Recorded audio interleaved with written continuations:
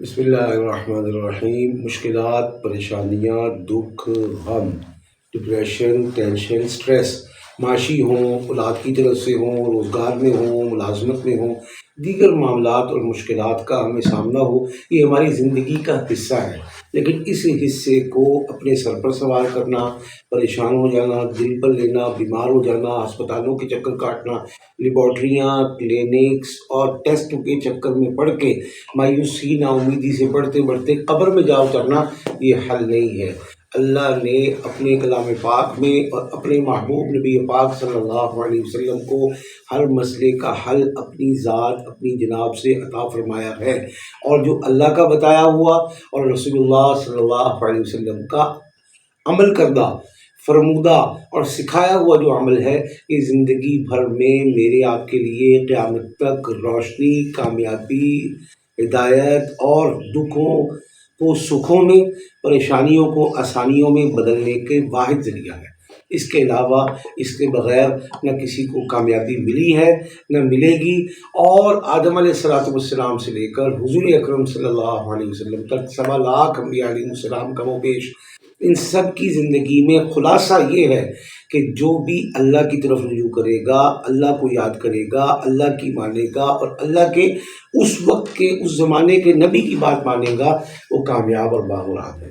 جس نے نہیں مانا وہ فرعون ہے، تو ناکام ہے، نمرود ہے، تب تباہ ہے، قارون جیسا مالدار ہے تو اس کو بھی سکھ نہیں ملا۔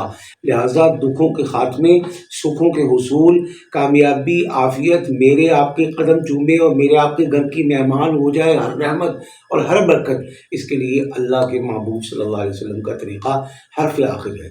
میں نے کھانا کیسے ہے؟ آپ صلی اللہ علیہ وسلم کے طریقے کے مطابق۔ میں نے رہنا سہنا کیسے ہے؟ آپ صلی اللہ علیہ وسلم کے طریقے کے مطابق۔ میری خوشی کیسے ہے؟ اللہ کے حکم کے مطابق۔ اور میری غمی کیسے ہے؟ رسول پاک صلی اللہ علیہ وسلم کے طریقے کے مطابق۔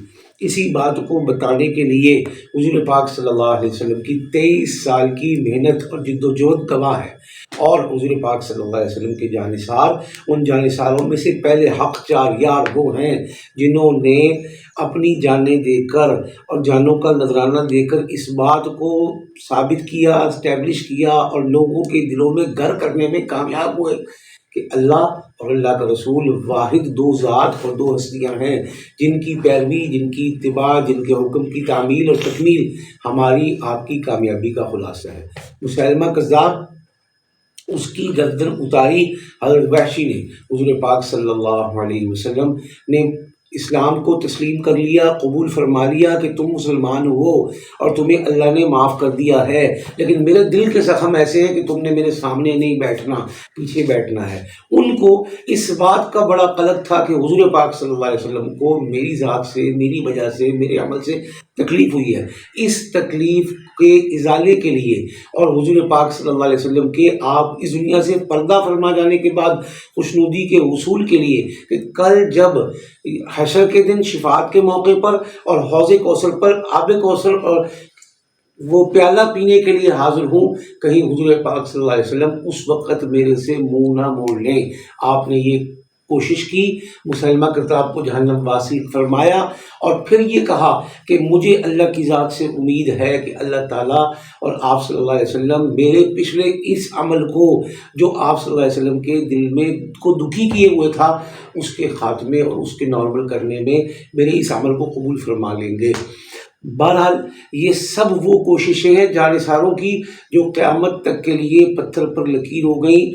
آسمان، چاند، سورج، ستارے، پہاڑ، دریا، صحرا اپنی اپنی جگہ بدل سکتے ہیں، لیکن جو حضور پاک صلی اللہ علیہ وسلم کی جانثاروں کی قربانیاں ہیں، یہ قیامت تک لازوال قربانیاں ہیں۔ نہ ان سے پہلے کبھی کسی امتی نے ایسی قربانیاں پیش کی ہیں، نہ ان کے بعد قیامت تک کوئی ایسی قربانی پیش کر سکے گا۔ قربانی بھی وہ جس کو اللہ نے پسند فرمایا، قربانی بھی وہ جس پر اللہ نے خوشنودی کا اور اپنی محبت کا اظہار فرمایا ہے۔ تو یہ تو ہو گئی یہ بات کہ میں نے، آپ نے کوشش کرنی ہے کہ اللہ راضی ہو اور رسول پاک صلی اللہ علیہ وسلم راضی ہو، اور اس چلنے میں، اس کامیابی میں، اس سفر میں کوئی ملامت کرتا ہے کرے، کوئی برا بھلا کہتا ہے کہیں، کوئی اچھا سمجھتا ہے، سمجھے اس میں ولا یخافون لومۃ لائم، یعنی کسی ملامت کرنے والے کی ملامت میرے آپ کے عمل میں، میرے آپ کے ایکٹ میں، میرے آپ کے عزم میں، میرے آپ کے حوصلے ہمت کو متزلزل نہ کر سکے۔ اب کسی کو بچے کی پریشانی ہے، پیدا نہیں ہوتا، کسی کو بچی کے پیدا ہونے کے بعد پریشانی ہے کہ جوان ہو گیا، فرما بردار نہیں ہے، اب شادی کرنی ہے، شادی کے اسباب نہیں ہیں، اب اس کو کاروبار ملازمت کروانی ہے، اس کا کوئی راستہ نہیں بن پا رہا۔ سسرال میں ہیں تو سسرال میں یہ پریشانیاں پیچیدگیاں ہیں کہ ساس، نند، دیور، دیورانی، جٹانی اور سسر ظلم کے پہاڑ توڑتے ہیں، طلاق کروانا چاہتے ہیں اور بے اولادی کے تانے دیتے ہیں، اور شوہر بے ناجائز تعلقات قائم کر کے اس پر فخر کرتا ہے۔ اسی طرح کاروبار ہوا تو کاروبار ناکام ہے، ملازمت ملی تو وہاں پر سیاسی معاملات ایسے ہیں کہ مجھے ہر نوکری سے ہاتھ دھونے پڑتے ہیں کسی نہ کسی گٹھ جوڑ اور مافیا کے مقابلے میں آنے کی وجہ سے۔ اسی طرح جو گھر آتا ہے مال رزق وہ پانی کی طرح بہہ جاتا ہے، پتہ نہیں چلتا کہ آیا کس مقصد کے تحت تھا، اور اس کے پہنچنے سے پہلے سینکڑوں مشکلات، اخراجات، مسائل، پریشانیاں منہ کھولے کھڑی ہوتی ہیں۔ ان سب کا حل کیا ہے؟ ان سب کا حل اللہ کا نام، اللہ کا کلام، اور اتنا مختصر کہ جب جو جس وقت کرنا چاہے، وضو بے وضو کرنا چاہے، رات دن میں کرنا چاہے، پوری توجہ کے ساتھ کہ میں بول رہا، پڑھ رہا ہوں اور اللہ سن رہے ہیں، انشاءاللہ صرف اور صرف 41 مرتبہ، اور بہت بڑی بات ہے کہ 100 دفعہ جب جس لمحے یہ پڑھیں گے اللہ تعالیٰ آسانی فرمائیں گے۔ پڑھنا کیا ہے؟ ربی انی مغلوب فانتصر، ربی انی مغلوب فانتصر، 100 دفعہ پڑھ لیں، اول آخر 3 مرتبہ درود پاک پڑھ لیں۔ اب دشمن ہے تباہ ہوگا، کوئی دوست ہے دغا نہیں کر سکے گا، اور کوئی رزق ہے تو وہ ہمارے ہاتھ سے چھوٹ نہیں سکے گا، اور رشتہ ہے تو وہ ضائع نہیں ہوگا، اور کوئی سسرال میں پریشان کرتا ہے وہ دکھی نہیں کر سکے گا، اور شوہر ہے وہ ناجائز اور حرام تعلقات میں ہمارے لیے مزید پیچیدگیاں پیدا نہیں کر سکے گا۔ یہ سارے کے سارے معاملات اللہ کے رحم فضل کرم سے 3 سے 7 دن میں حل ہوں گے۔ میں آپ چاہتے ہیں حل کرنا، اس کو پڑھیں۔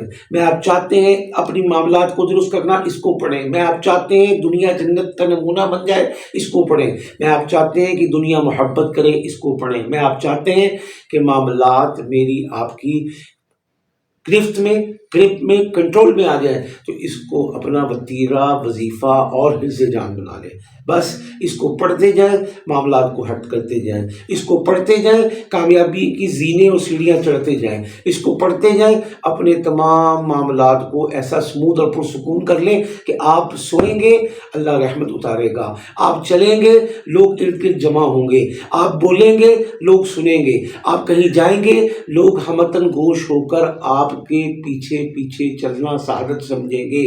اگر آج آپ کہیں کہ میں نے آپ کو بتا دیا ہے اسم اعظم، تو یقیناً یہ اسم اعظم ہے، کسی ایک نام کا نہیں، کسی ایک ذات کا نہیں، کسی ایک فرد کا نہیں۔